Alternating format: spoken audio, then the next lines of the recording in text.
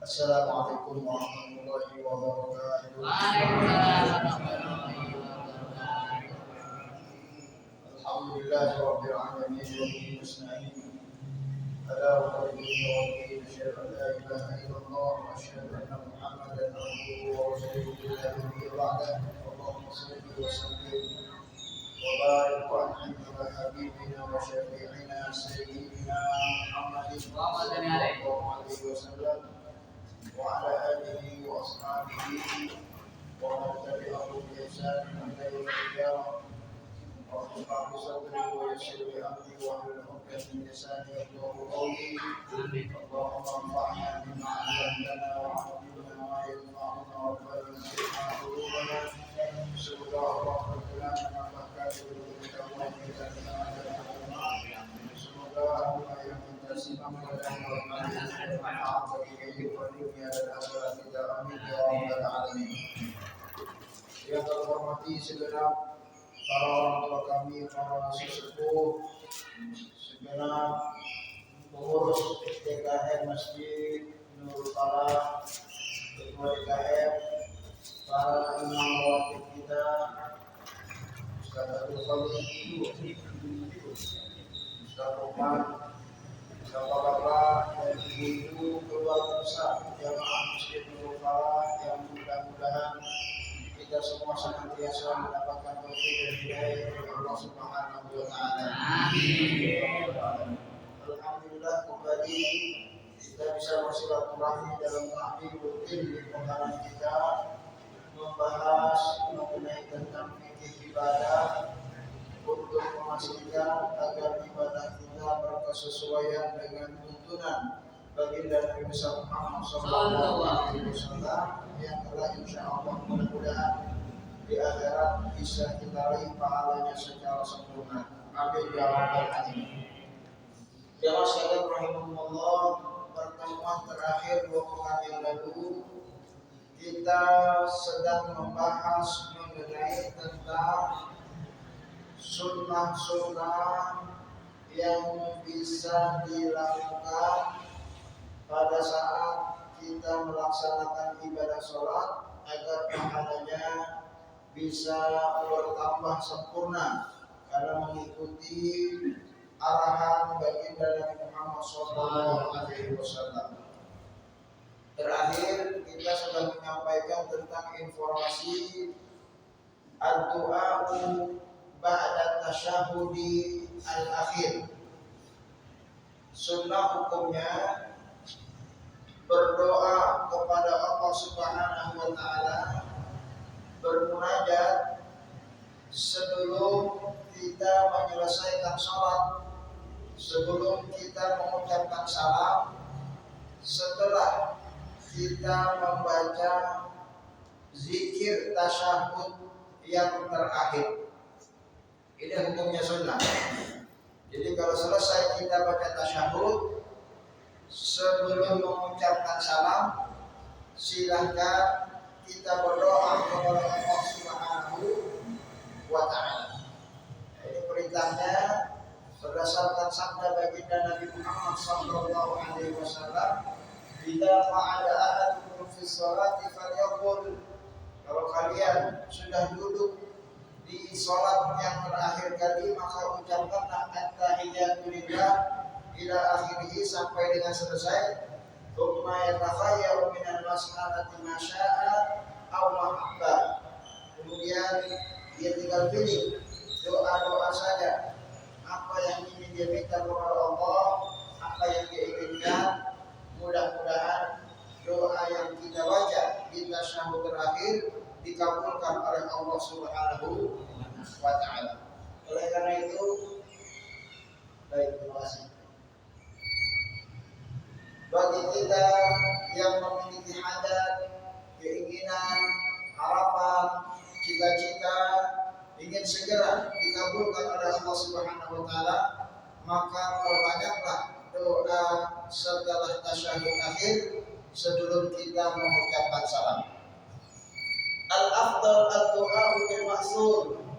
Terlebih-lebih kalau doa yang kita baca ini doa yang secara redaksional itu diajarkan oleh baginda Nabi Muhammad sallallahu alaihi wasallam. Ya, salah satu di antaranya adalah Allahumma inni dhalamtu nafsi zulman katsira wa innahu la yaghfiru dzunuba illa anta faghfir li maghfiratan min 'indik warhamni innaka antal ghafurur rahim. Ini salah satu doa yang Rasulullah ajarkan kepada salah seorang sahabatnya yang bernama Sayyidina Abu Bakar Siddiq radhiyallahu anhu.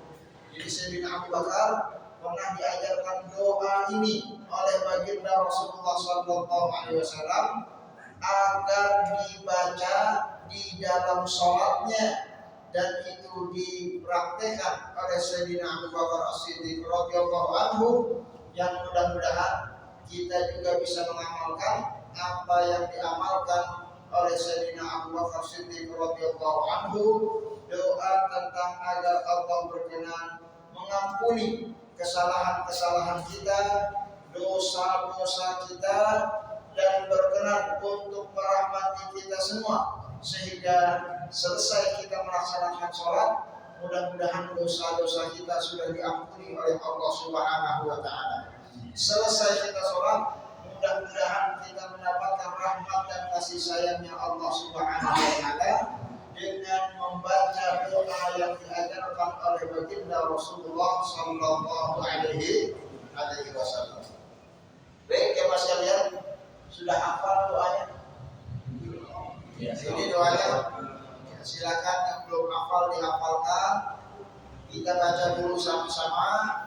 Allahumma inni zalamtu nafsi zulman katsira wa innahu la yaghfiru dzunuba illa anta faghfirli maghfiratan min 'indik warhamni innakal ghafurur rahim. Doa yang diajarkan oleh Rasulullah kepada Sayyidina Abu Bakar Siddiq radhiyallahu anhu.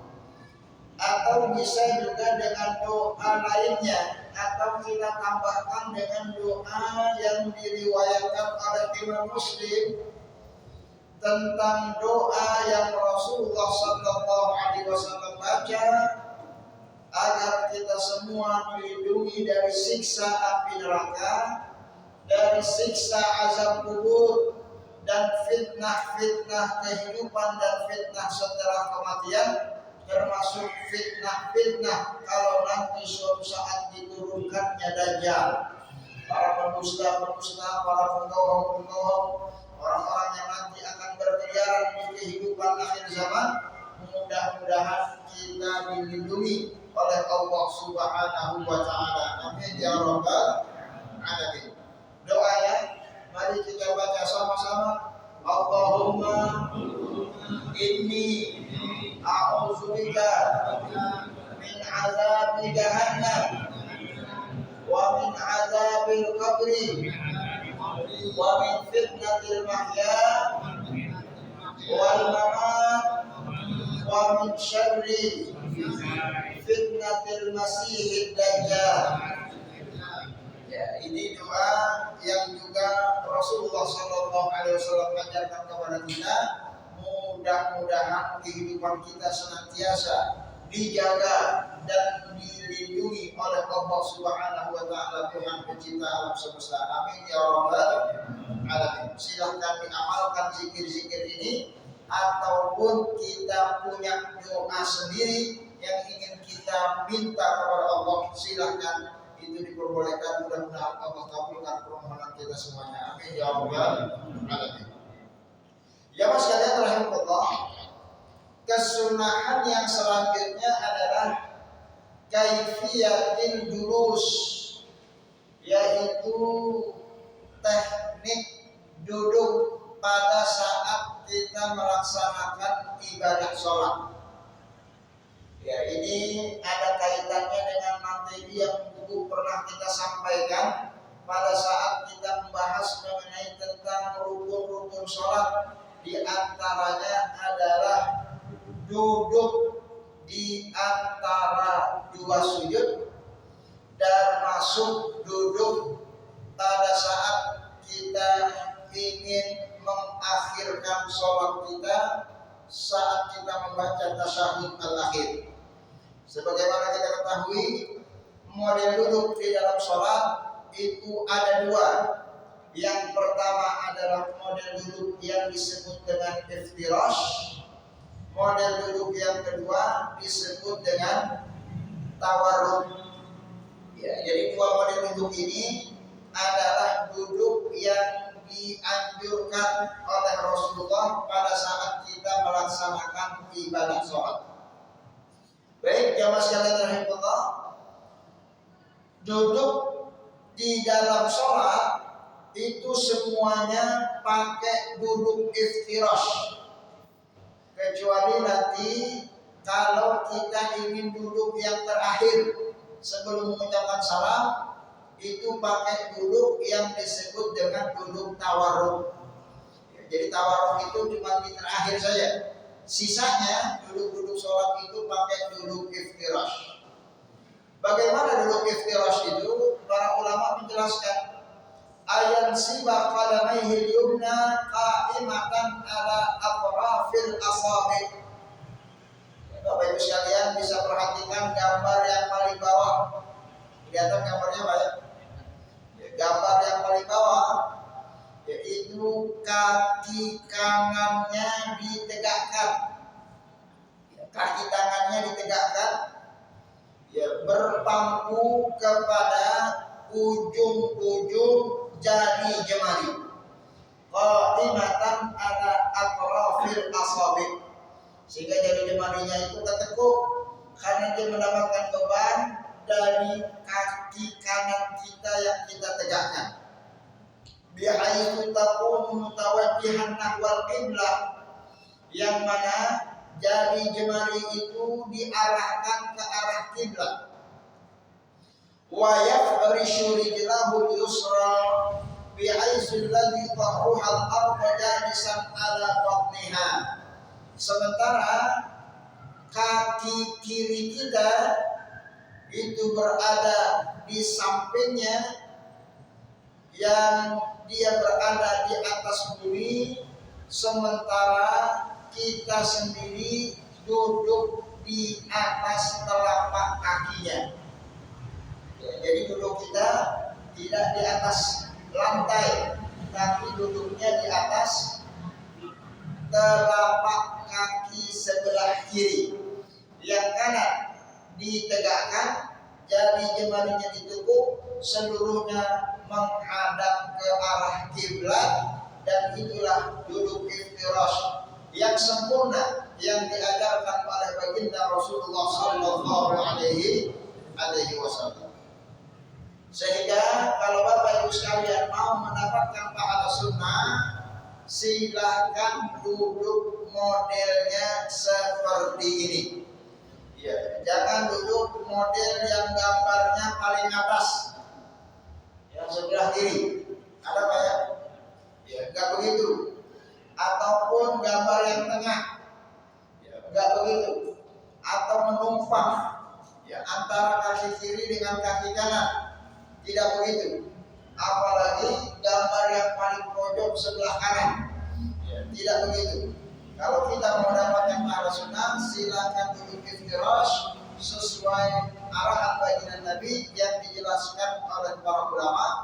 Mudah-mudahan duduk di dalam sholat kita itu modelnya seperti ini. Amin ya rabbal alamin. Juga nanti tentunya ini perlu upaya untuk kita berusaha, karena ini mungkin akan terjadi kesulitan bagi sebagian dari jemaah kita yang mungkin tidak terbiasa. Ya, ini kalau kita dulu, ya, boro-boro jarinya ditekuk. Ya, kadang ada juga yang jarinya semuanya nggak nempel. Ada Pak ya? Ya, duduk dia tapi jarinya nggak nempel. Apalagi ditekuk, makin sakit gitu kalau ditekuk. Ya, kenapa terasa sakit? Karena sudah kita sampaikan menurut ilmu kedokteran, ujung jemari itu merupakan pusat titik-titik refleksi.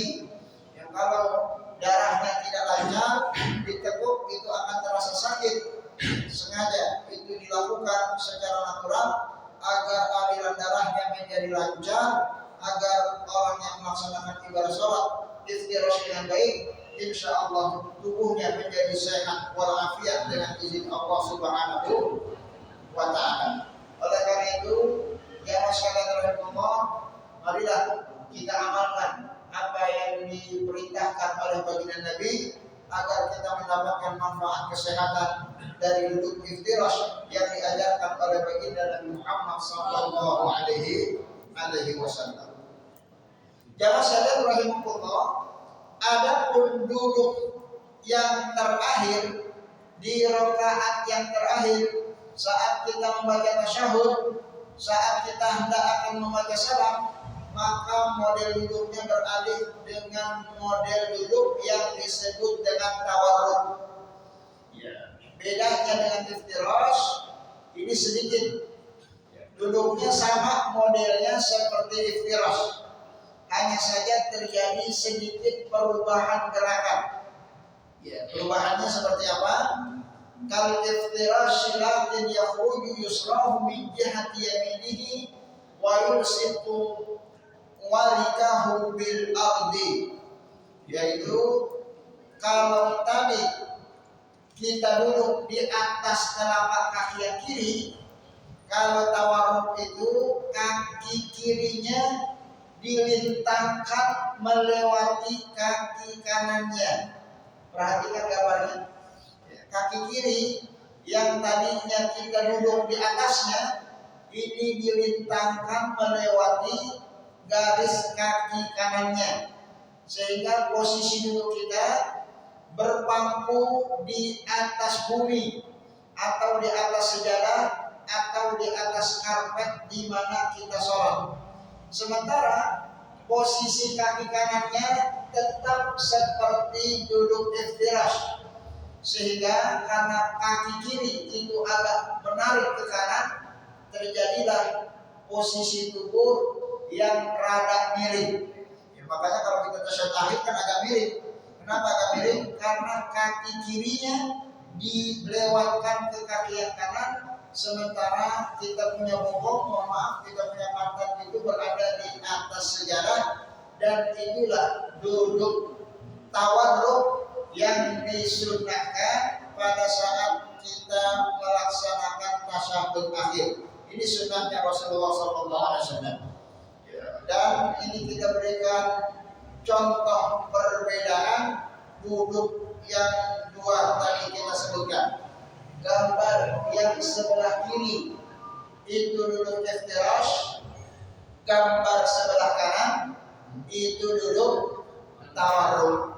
Maka lakukan yang demikian, insya Allah bertambah pahala ibadah sholat kita saat mengikuti sunnahnya baginda Nabi Muhammad sallallahu alaihi wasallam.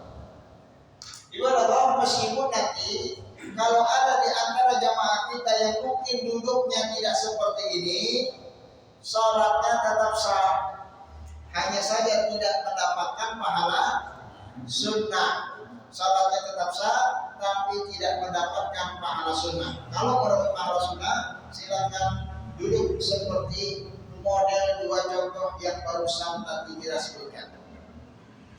Baik jamaah sekalian rahimahullah, di antara kesunahan lainnya, khusus di dalam mazhab Imam Syafi'i, sunnah duduk istirahat setelah sujud kedua menjelang tiap-tiap rakaat. Zahaba Syafi'iyah ila annahu yusannu ba'da sajdah tsaniyah jalsatun lil istiraha fi kulli rak'ah yaqumu minha lima rawa Malik bin Huwairis. Jadi ada hadis yang diriwayatkan oleh Malik bin Huwairis radhiyallahu anhu, sahabat Nabi.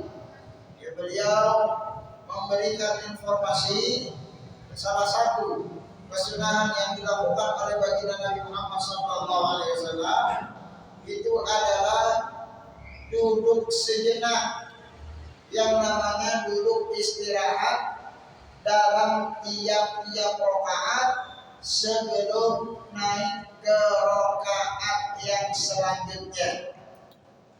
Ya kan, kita kalau pengen naik ke rakaat yang selanjutnya berarti posisi kita lagi sujud yang kedua. Biasanya kalau habis sujud yang kedua langsung naik Allahu Akbar, berdiri.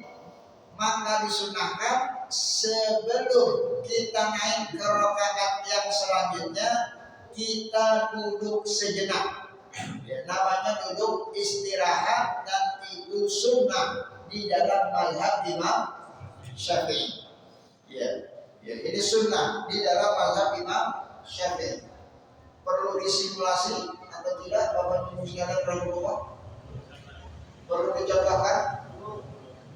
Saya yang mencontohkan atau ada sukarelawan? Saya contohkan. Baik, terima kasih Pak Haji. Boleh maju ke depan kali nggak kelihatan? Baik, di sini boleh biar kelihatan yang belakang. Atau Pak Haji ada kesana nggak apa-apa, anggap aja sangat sebelah. Baik, ini sujud yang kedua ceritanya. Naik ke rakaat. Oh baik, kita sujud. Baik, sebentar. Kita berikan dulu contoh yang tidak sunnah.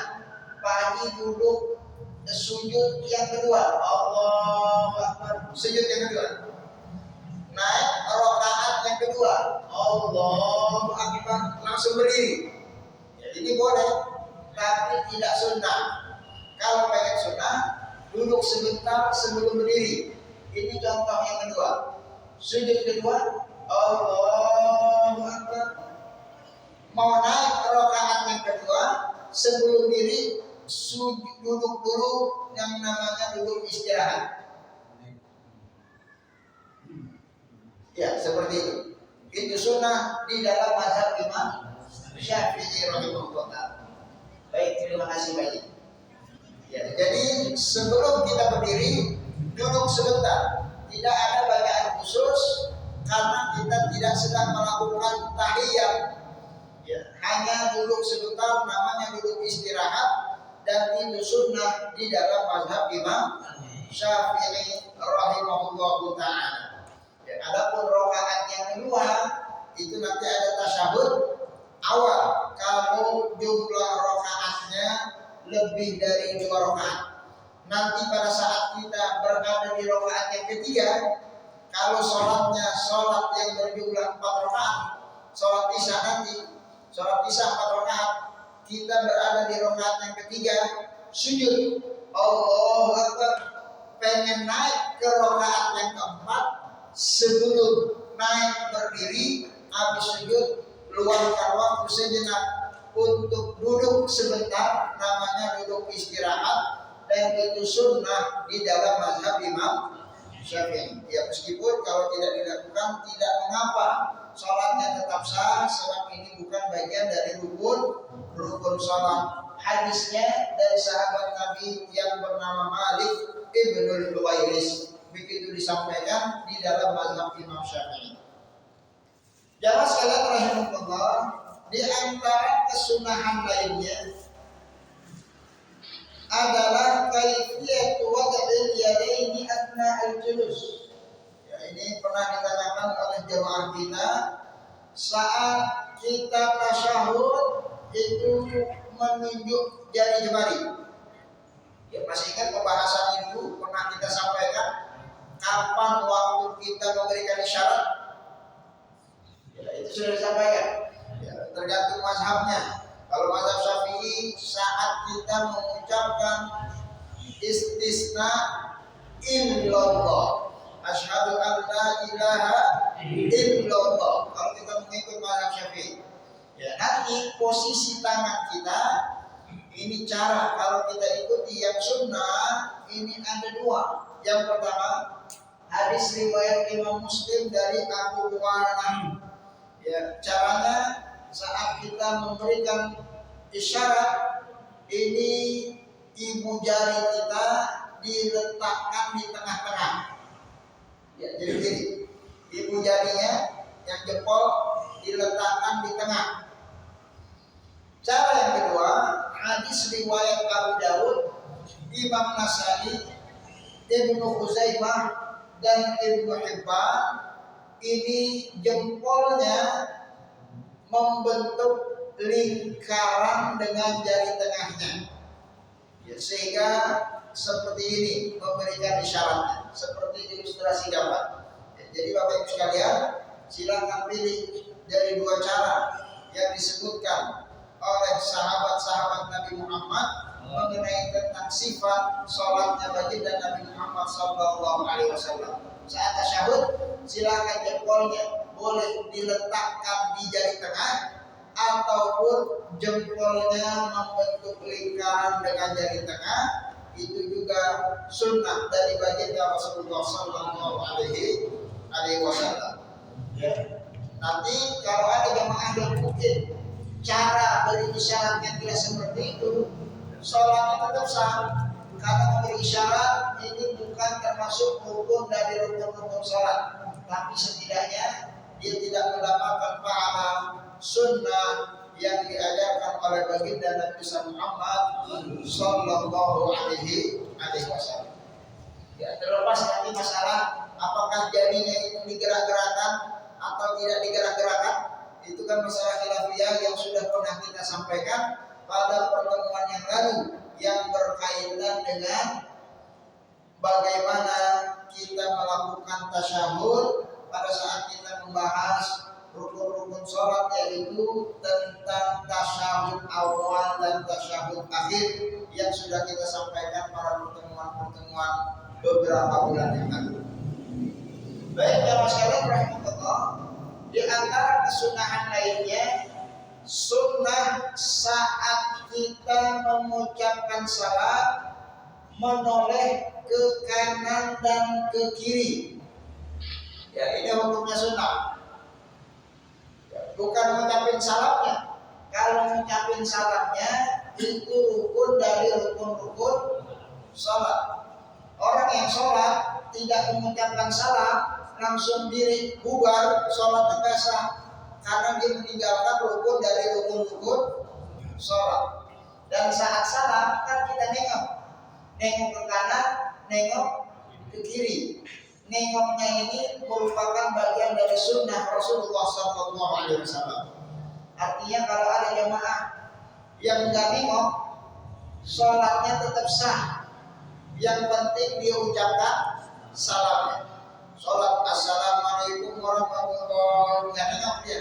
Assalamualaikum warahmatullahi wabarakatuh, sholatnya sah. Karena nengok itu sifatnya sunnah. Tapi sebaliknya, kalau ada jemaah kita sholat nengok dia tapi nggak mengucapin salam, sholatnya tidak sah, karena dia lakukan sunnahnya tapi dia tinggalkan rukunnya. Ya, makanya di sini ulama bedakan mana yang rukun, mana yang sunnah. Yang rukun mengucapin salamnya, yang sunnah nengok kiri kanannya. Sehingga nanti kalau ada pembahasan fikih, apa hukumnya kalau ada jamaah yang sholat nengoknya salam? Salam pertama nengoknya kepada Pak? Ke kanan atau ke kiri? Terus jadi keder, aku ke sana, kanan dulu ya. Keder, saya nyarinya ke sana, bapak ke sini. Kanan dulu, salam yang pertama. Salam yang kedua nengok ke kiri. Ada jamaah kita mungkin dia keder, salam pertama ke kiri, salam kedua ke kanan. Sah apa enggak sholatnya? Ya, maka berdasarkan informasi ini ulama menyatakan sholatnya sah, karena urusan nengok itu urusan sunnah. Cuman dia gak dapat pahala sunnah. Apa sunnahnya? Nengok saat mengucapin salam, nengoknya gak sebar nengok, nengoknya nengok kanan yang salam pertama, nengok kiri yang salam kedua. Kalau dia nengoknya salah, dia tidak dapatkan pahala sunnah. Atau kalau ada jemaah kita sholat nengoknya dua-duanya ke kanan. Assalamualaikum warahmatullahi. Assalamualaikum warahmatullahi. Sama enggak? Sah sholatnya, tapi tidak sunnahnya yang pertama itu ke kanan, yang kedua itu ke kiri, sebagaimana yang dijelaskan di dalam informasi yang barusan kita sampaikan. Wa ayyusallima marrataini marratan an yaminihi, ya, nanti terkait dengan salam yang mana ucapan yang merupakan rukun, ini sudah kita sampaikan.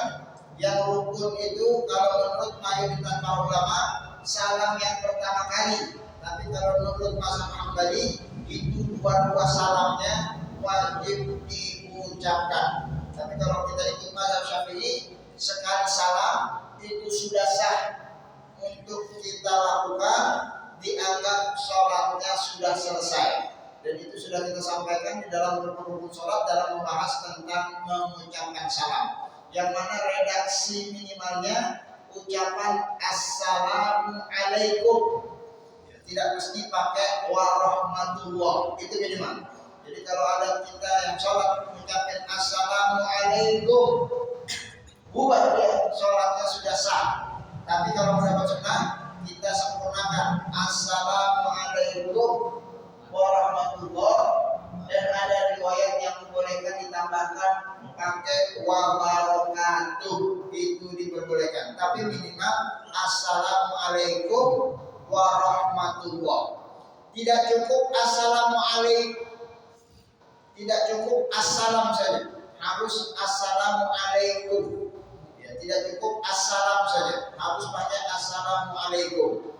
Dan yang rukun menurut versi ulama itu adalah salam yang pertama. Yang kedua itu sunnah. Sehingga waktu itu kita contohkan, kalau ada jemaah kita habis mengucapkan salam yang pertama, assalamualaikum warahmatullah, kentut dia, ulangi gak sholatnya? Ulangi gak sholatnya?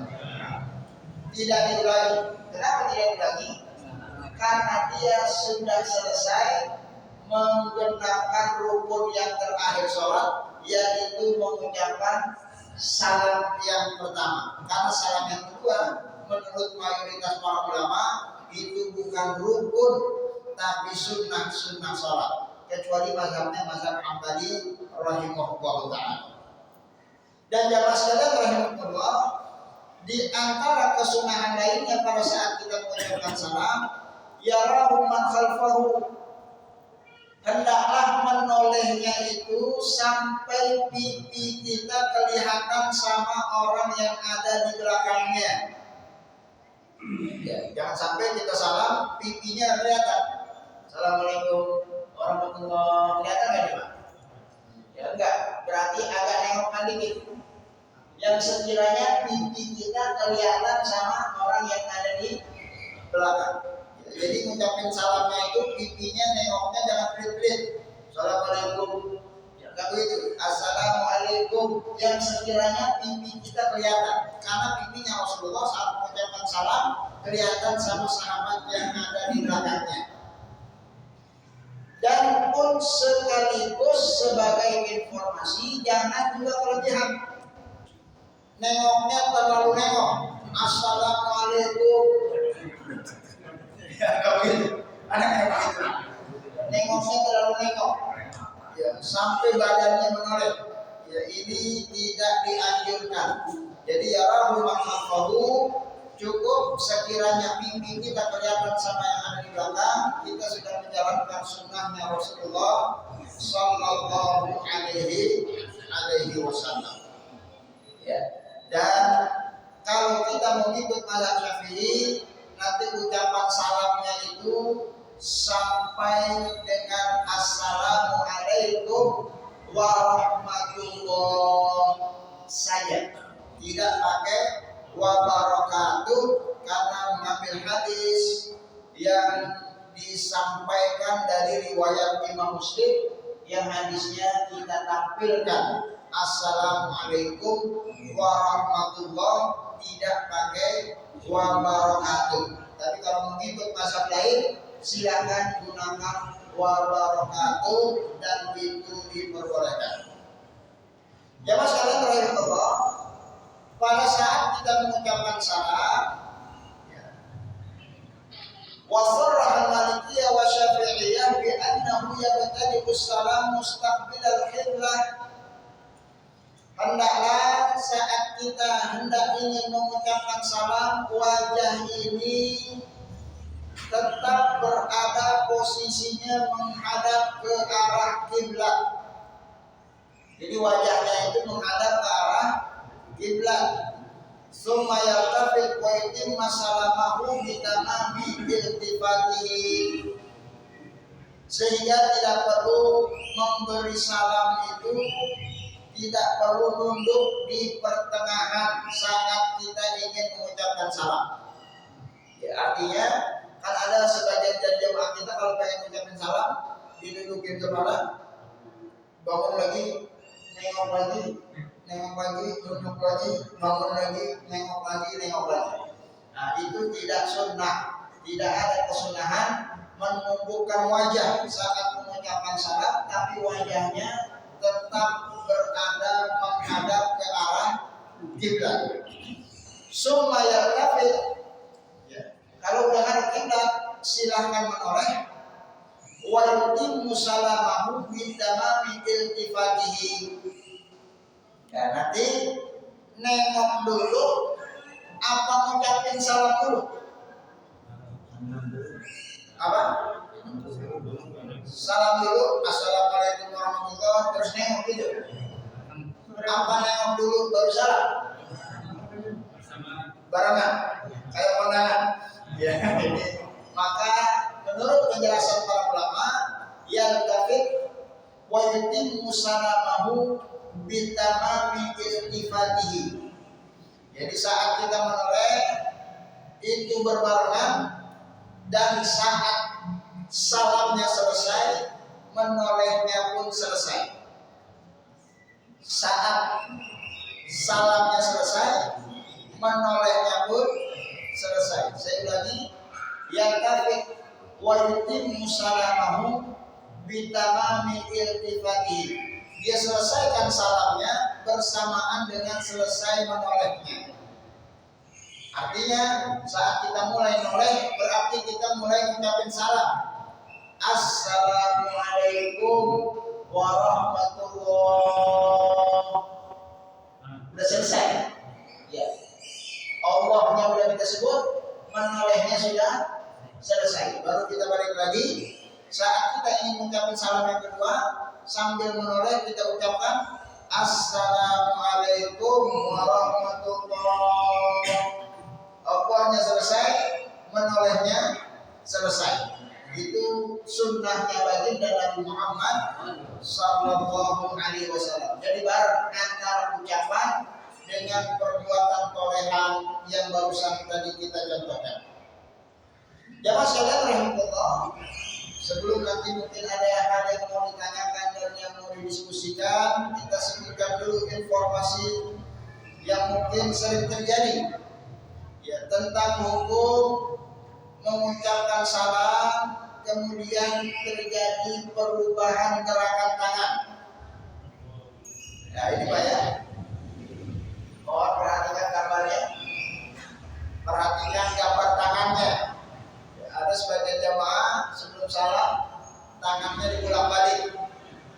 Ya, ini tidak disunnahkan. Jadi tangannya tetap posisinya berada di bagian ujung paha, berada di atas dengkul, ya. Telapak tangannya menempel, punggung tangannya di atas. Ya, saat salam, ya tidak perlu dibolak-balik yang kanan, terus dibalikin lagi, ntar yang kiri, dibalikin lagi kirinya, dibalikin lagi tangannya. Nah, ini hadisnya kita lampirkan dari riwayat Imam Muslim, Ibnu Khuzaimah, dan Imam At-Tabrani. Ya, mudah-mudahan ini juga bagian dari kesunahan yang bisa kita laksanakan dari sunnahnya baginda Nabi Muhammad sallallahu alaihi wasallam. Ya, jadi tidak sunnah membolak-balikan telapak tangan pada saat kita mengucapkan salam. Ya, meskipun kalau dilakukan batal nggak sholatnya? Nggak batal karena gerakannya cuma sekali. Ya, gerakannya cuma sekali, ya, tapi dia tidak mendapatkan pahala sunnah baginda Nabi Muhammad Sallallahu Alaihi Wasallam. Adapun hukum mengusap wajah selesai salam, nah, ini juga termasuk bagian pembahasan penting. Habis salam, nengok kanan kiri, diusap nggak? Diusap enggak? Enggak diusap. Yang nggak diusap siapa aja, Pak? 1, 2, 3, 4. Yang lainnya diusap. Yang lainnya diusap ya, yang diusap 1, 2, 3. Lah yang lainnya diusap nggak muncul, yang diusap nggak itu. Ya takut disalahin. Ya. Makanya mas sekalian Allah, ini termasuk masalah khilafiyah. Kita perhatikan. Ya, pertama, kalau kita ikut merujuk fatwa ulama Saudi, ini saya lampirkan. Ya, dalam fatwanya, fatwa jilid ke-7 halaman 73, Syekh Abdul Aziz bin Baz, ulama Saudi, mufti Saudi Arabia. Saat ditanya apa hukumnya mengusap wajah setelah salam, apa jawabannya? Tidak disunnahkan.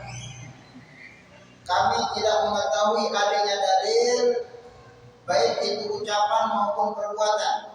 Hal itu setahu kami tidak dipraktekkan oleh sahabat Rasulullah Sallallahu Alaihi Wasallam. Ya, jadi sunnahnya diusap atau nggak diusap? Tidak diusap. Nah, berarti tadi yang diusap bagaimana itu urusannya? Nah, itu dia. Jangan dulu main di bid'ah aja. Ya, jangan dulu main di bid'ah aja. Orang lagi sholat di bid'ah disesat-sesatin, diteraka-terakain. Karena kan itu informasinya setahu kami. Sengaja dikasih garis bawah. Setahu kami. Manusia itu pengetahuannya terbatas. Ya, makanya kita lampirkan pendapat yang kedua dari Anas bin Malik radhiyallahu anhu, sahabat Nabi, hadis dari Imam Ibnu Bazzar. Karena Rasulullah sallallahu alaihi wasallam idza qala salatahu masaha jabhatahu bi yadihi al-yumna, tsumma qala asyhadu an la ilaha illa ar-rahman ar-rahim, Allahumma azhab 'anni al-hamma wal hazan. Adalah baginda Nabi, beliau itu kalau selesai sholat, beliau menyapu dahinya dengan tangan kanannya. Ya, Rasulullah menyapu dahinya dengan tangan kanannya. Artinya kan diusap. Ya, maka berdasarkan hadis ini, yang mengusap wajahnya selesai sholat, ini ikut pendapatnya Imam Malik dari hadis yang diriwayatkan oleh Imam Al-Bazzar. Ya, maka silakan dilakukan, mudah-mudahan mendapatkan pahala kesunahan. Amin ya rabbal alamin. Meskipun kalau yang tidak ingin mengusap wajahnya, itu boleh-boleh saja mengikuti pendapat yang disampaikan oleh ulama lainnya, sehingga jangan sampai nanti kita saling menyalahkan urusan musab tangan, padahal musab tangan ini bukan bagian dari rukun-rukun sholat. Nggak diusap tetap sah, mau diusap nggak menjadi masalah, sudah dijelaskan oleh para ulama, sehingga mudah-mudahan sholat kita harapannya diterima oleh Allah Subhanahu wa Ta'ala. Amin ya rabbal alamin. Kepada sepertinya waktu sholat isya sudah tiba. Bagaimana? Dibuka pertanyaan atau langsung kita tutup? Baik, kita tutup. Nanti kalau ada pertanyaan, silakan nanti mungkin bisa diajukan di pertemuan yang berikutnya, insyaallah ta'ala. Ya, ini nanti tambahan pembahasannya, insyaallah kita akan bahas mengenai tentang masalah sunnah sholat lainnya, yaitu tentang kunut pada sholat subuh. Ya, ini nanti terserah jemaah mau kita bahas atau tidak. Khilafiyah para ulama terkait dengan masalah kunut sholat subuh. Karena ada yang subuhnya pakai kunut, ada yang subuhnya tidak pakai kunut. Ini terjadi perbedaan di kalangan para ulama. Ini termasuk ranah khilafiyah, dan kalau kita merujuk salah satu pendapat para ulama, kalau ikut mazhab Syafi'i ini disunahkan, tapi kalau mazhab lainnya itu tidak dianjurkan. Sehingga terjadilah pada kehidupan kita bermasyarakat ada masjid-masjid yang subuhnya pakai kunut, ada masjid-masjid yang subuhnya tidak pakai kunut. Yang pakai kunut Masjid Nurul Falah, yang pakai kunut Masjid Nurul Quba, yang pakai kunut Masjid Nur Islam, yang pakai kunut Masjid Baitul Imam, yang pakai kunut Masjid Baitul Syaudirin, yang pakai kunut Masjid Nurul Iman, yang nggak pakai kunut Masjid Al-Wataniyah, yang nggak pakai kunut Masjid Nur Syifa. Itu semuanya disuntir, semuanya saya ngajar di sana, dan informasi ini sudah disampaikan agar jangan sampai nanti antara kita saling menyalahkan. Yang pakai kunut bilang yang nggak kunut bukan aswaja, yang nggak pakai kunut bilang yang pakai kunut bid'ah dolalah sesat neraka. Padahal kita semua sedang berupaya untuk menjalankan sunnahnya Rasulullah SAW. Jangan saling menyalahkan di antara kita, padahal yang kita lakukan itu adalah semua ketaatan, melaksanakan ibadah sholat, dan mudah-mudahan sholat kita semuanya diterima oleh Allah Subhanahu wa Ta'ala. Ya Rabbal Alamin. Mudah-mudahan bermanfaat apa yang disampaikan. Mohon maaf waktunya lewat sedikit. Insya Allah lewat sedikit ini menjadi tambahan amal ibadah kita. Mohon maaf kalau ada hal yang kurang berkenan dalam penyampaian, ada intonasi suara yang kurang nyaman. Yang benar datangnya dari Allah Subhanahu wa Ta'ala. Billahi taufiq wal hidayah. Wallahu muwaffiq ila aqwamit thoriq. Wassalamualaikum warahmatullahi wabarakatuh.